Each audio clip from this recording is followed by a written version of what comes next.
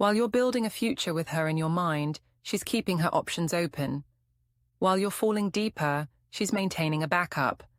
While you think you're her one and only, there's another man getting the exact same treatment. The same words, the same promises, the same performance. This isn't about cheating in the traditional sense. This is something more calculated, more psychological, more strategic.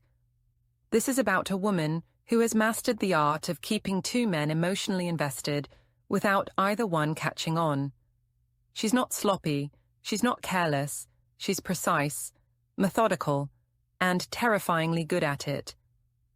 Today, we're exposing the 9 sneakiest ways a woman keeps two men on the line simultaneously. These are proven psychological tactics, manipulation strategies refined through experience, patterns that therapists and relationship experts see over and over again. And once you understand how this game is played, you'll never be played again.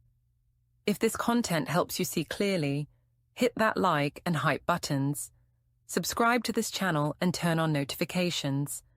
And if you recognize even one of these tactics in your relationship right now, drop a comment saying what city you're watching from. Let's dive in. Way number 1. The schedule architect. She's a master of time management, not for her career, not for her hobbies, but for keeping both of you exactly where she wants you without collision. She knows your work schedule, she knows your routines, she knows when you're available and when you're not, and she uses that information like a chess grandmaster planning 10 moves ahead. With you, she's available Monday through Wednesday. With him, Thursday through Saturday. Sundays, that's her me time, her self-care day, her catch-up-on-errands day. But really, it's her buffer zone, her safety margin. The day she can breathe, reset, and make sure no details from one relationship bleed into the other. She never suggests spontaneous plans. Everything is scheduled, predictable, controlled. If you try to surprise her with an unplanned visit, she panics.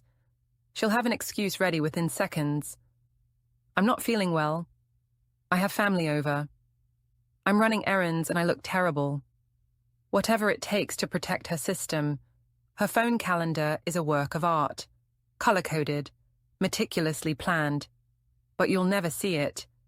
She keeps her scheduling private, calls it personal organization, acts like it's just her being responsible. But the truth is, that calendar is the blueprint of her deception.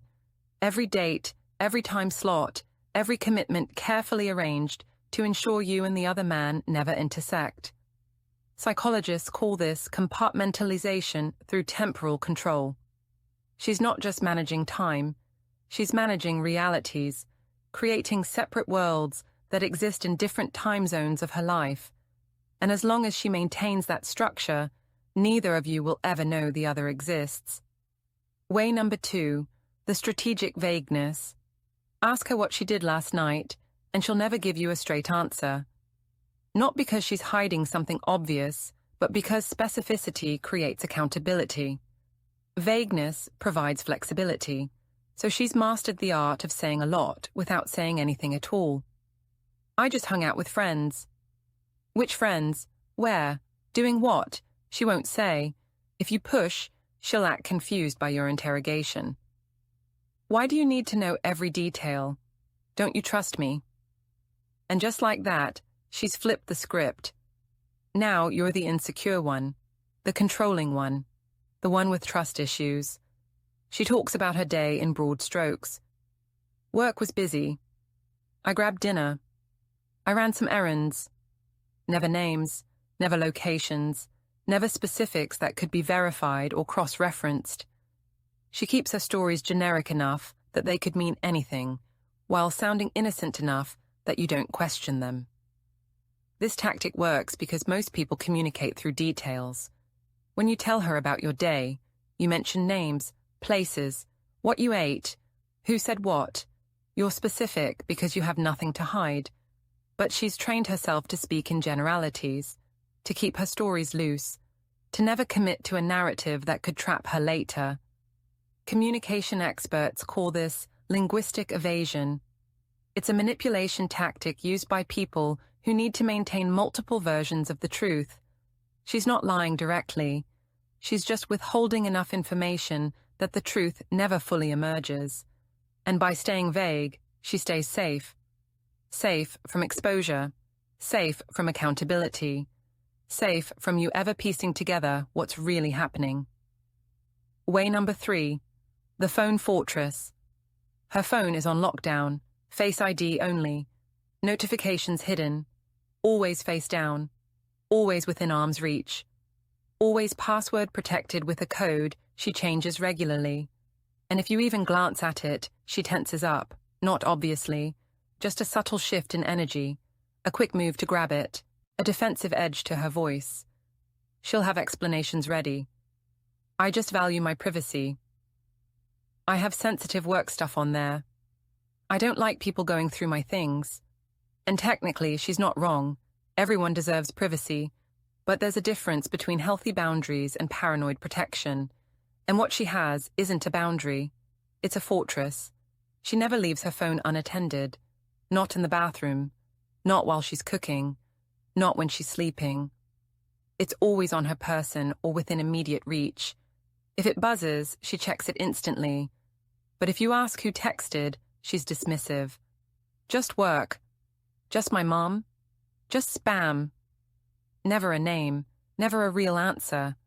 When you're together, her phone is on silent, or so she says. But you notice it still lights up. A lot. More than seems normal for someone who's supposedly disconnected. And she always has a reason. Group chat notifications, social media updates, news alerts, anything but the truth. Relationship therapists identify this as digital compartmentalization. In the age of smartphones, infidelity leaves digital footprints, so women who keep multiple men invest heavily in phone security. Not just passwords, but separate apps, hidden folders, encrypted messaging. Her phone isn't just a device, it's evidence, and she's protecting it like her life depends on it. Because, in a way, her double life does. If she's more protective of her phone than she is of her relationship with you, that's not privacy, that's secrecy, and secrecy always has a reason. Way number 4, the social media ghost. On social media, you barely exist. She posts pictures, stories, updates about her life constantly. But you're nowhere to be found. No couple photos, no tags, no mentions, no acknowledgement that you're even part of her world.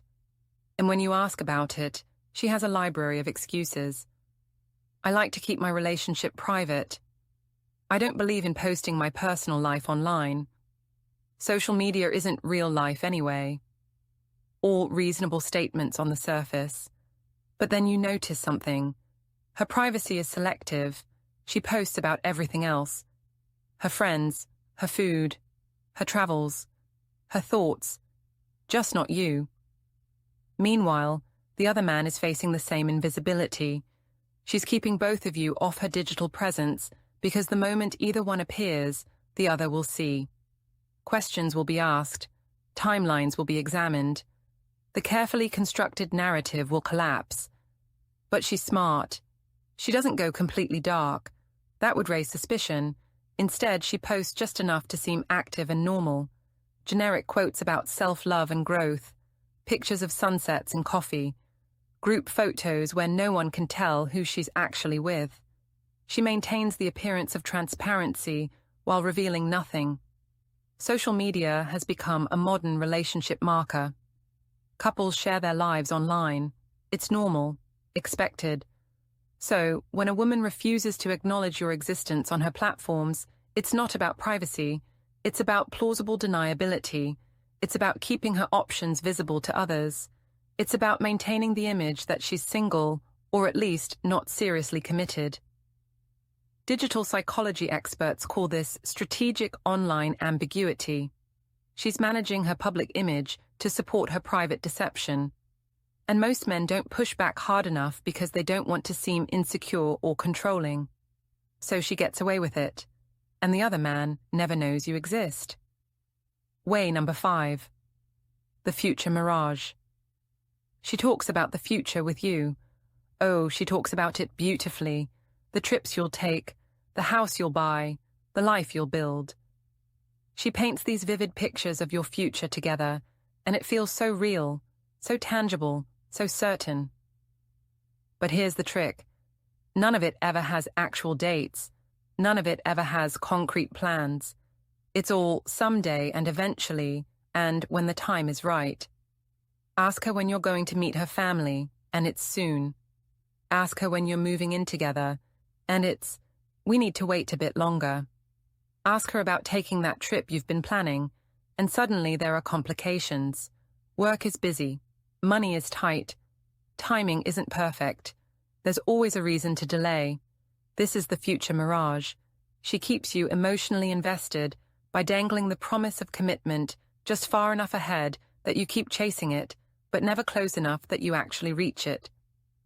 Meanwhile, she's doing the exact same thing with the other man, promising him a future, keeping him hopeful, stringing him along with beautiful words and zero action. The psychology here is brilliant. Hope is a powerful retention tool. As long as you believe the future is coming, you'll tolerate the present. You'll accept the delays, you'll be patient, you'll wait, because you think you're waiting for something real, but you're not. You're waiting for a mirage, a fantasy she has no intention of making reality. Relationship experts call this commitment simulation. She mimics the language and behavior of commitment without actually committing. She gives you just enough to believe you're building something while keeping herself free to maintain her double life indefinitely. And the cruelest part, by the time you realize none of it was real, you've already invested years. Way number 6, the emotional shapeshifter. She becomes whoever you need her to be. With you, she loves hiking and adventure. With him, she's into quiet nights and intellectual conversations. With you, she's spontaneous and fun. With him, she's mature and grounded. She's not being herself, she's being a mirror, reflecting back exactly what each man wants to see. This isn't authenticity, it's adaptation. She studies you, learns what you value, discovers what makes you feel connected, and then she becomes that person, not because that's who she is, but because that's what keeps you attached. She's a chameleon, changing colors depending on who's looking. The scary part, she's good at it, so good that you never question whether the version of her you're seeing is real. You think you know her deeply. You think you've connected on a soul level. But what you've connected with is a carefully constructed persona designed specifically for you. And the other man has his own version, equally convincing, equally fake. Psychologists call this identity fragmentation for relational manipulation. People with certain personality traits can compartmentalize so effectively that they essentially become different people in different contexts. Not multiple personalities in a clinical sense, but strategic performance of different identities. And she's perfected it. The tragedy is that neither of you knows the real her. Because she's been performing for so long, she might not know herself either. She's lost in the roles she plays, but as long as those roles keep both men invested, she has no reason to stop. No reason to be authentic, no reason to choose. You're not in love with her. You're in love with the version of her that she's shown you, and that version only exists because you're watching. Way number 7, the crisis card. Whenever you start asking too many questions, whenever you push for answers, whenever you get close to discovering the truth, suddenly there's a crisis. Her mom is sick. She's having mental health struggles. Work is overwhelming. She's dealing with a family emergency. Something always comes up that redirects your attention from suspicion to sympathy. And you can't push back, because what kind of monster demands answers when she's going through something difficult? What kind of heartless partner makes it about themselves when she's clearly suffering? So you back off. You give her space. You table the conversation. You tell yourself you'll revisit it when things calm down. But things never calm down. There's always another crisis, another reason to delay, another emergency that takes priority. This is weaponized vulnerability. She's using your empathy against you. Your compassion becomes the shield that protects her deception, and the timing is never coincidental. These crises always emerge precisely when you're getting too close to the truth, when you're asking the right questions, when the walls are starting to close in. The other man gets the same treatment. When he pushes, she has a breakdown. When he demands clarity, she has a panic attack. When he questions her behavior, suddenly she's spiraling and needs support, not interrogation. Both of you end up feeling guilty for even having doubts. Both of you end up comforting her instead of confronting her. Manipulation experts call this strategic crisis deployment.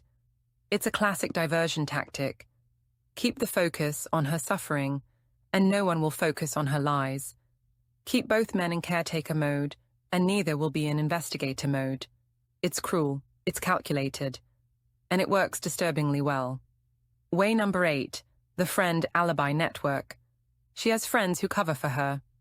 Not because they're lying necessarily, but because she's told them just enough to get their cooperation without revealing the full picture. She tells one friend she's seeing you. She tells another friend she's seeing him. But she never tells any single friend about both.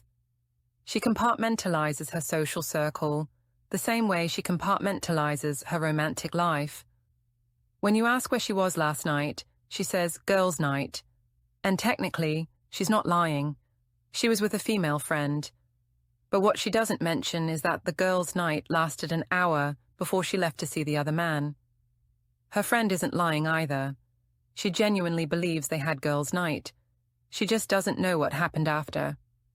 This network of partial truths creates an ecosystem of alibis. If you ever tried to verify her stories, they'd check out. Her friends would confirm she was with them, but the timeline would be blurry, the details would be incomplete, because everyone only knows their piece of the story. No one sees the full picture, except her. She's also extremely careful about which friends meet which parts of her life. You'll meet some friends, he'll meet others, but there's minimal overlap, because overlap creates risk. If two friends compare notes, they might realize the timelines don't match. They might start asking questions. So she keeps everyone separate, everyone siloed, everyone fed just enough information to support her narrative without exposing it. Social psychologists call this distributed deception through social networks. Instead of one massive lie that could collapse, she creates dozens of small half-truths spread across multiple people. No single person has enough information to expose her, but collectively, they're all unknowingly participating in maintaining her double life. Your trust in her is partially based on the social proof her friends provide. If her friends seem to believe her, you believe her too. But her friends aren't confirming the truth. They're confirming the fragment of truth she's shown them. And that's all she needs. Way number 9. The guilt reversal. This is her ultimate weapon. Whenever you express doubt, concern, or suspicion, she doesn't defend herself. She attacks you. She turns your legitimate questions into evidence of your flaws, your insecurity, your jealousy, your trust issues. She makes you the problem so thoroughly that you end up apologizing for even bringing it up. You say, I feel like something's off. She responds, you're always paranoid. You need to work on your insecurity. You say, you've been distant lately. She says, maybe I'm distant because you're always accusing me of things. You say, can we talk about us? She says, why do you always have to create drama? Why can't you just let things be good? Suddenly, you're on the defensive. You're the one explaining yourself. You're the one trying to prove you're not crazy, not controlling, not unreasonable. And while you're busy defending your right to have concerns, she's escaped accountability entirely. The conversation shifts from her behavior to your reaction, from her lies to your trust issues, and you end up feeling guilty for even questioning her. The other man goes through the same cycle. He raises concerns, and she makes him feel like the problem. He asks for transparency, and she accuses him of being controlling. He expresses doubt, and she threatens to leave because she can't be with someone who doesn't trust her. Both men end up walking on eggshells, afraid to voice concerns because doing so makes them the villain. Clinical psychologists call this defensive projection and blame shifting. It's a manipulation tactic where the guilty party avoids responsibility by making the accuser feel responsible for the accusation. It's gaslighting at an expert level, and it works because most people would rather doubt themselves than believe someone they love is lying to them. So you stop asking questions. You stop trusting your instincts. You convince yourself you're overthinking. And that's exactly what she needs. Your silence, your self-doubt, your willingness to ignore reality in favor of the illusion she's created. Because as long as you're questioning yourself, you're not questioning her.